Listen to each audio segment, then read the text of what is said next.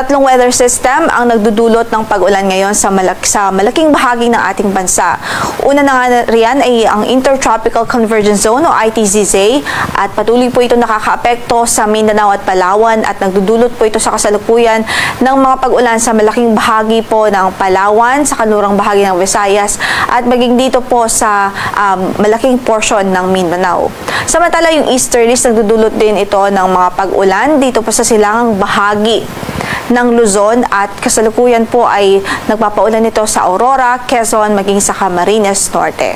Samantala, yung shear line ay ito po yung boundary ng dalawang hangin o air masses na magkaiba ang temperatura o malaki ang pagkakaiba sa temperatura and in result, nagdudulot huyan ng mga kaulapan at ngayon nga po ay nagpapaulan nito dito sa extreme northern Luzon. Samantala, yung low pressure area na minomonitor natin sa loob ng ating area of responsibility, ito po yung dating si Bagyong Salome na naging LPA na lamang kahapon. Base po sa ating analysis, nakita yan sa layong 270 kilometers kanluran ng Lawag City, Ilocos Norte. At kasalukuyan, wala naman po itong direktang epekto sa anumang bahagi ng ating kalupaan at ine-expect po natin na sa mga susunod po na oras ay maaari na rin po itong ma-dissipate o malusaw. Ngayon paman, patuloy po tayo magantabay sa magiging updates ng Pag-asa ukol dito sa LPA o low pressure area.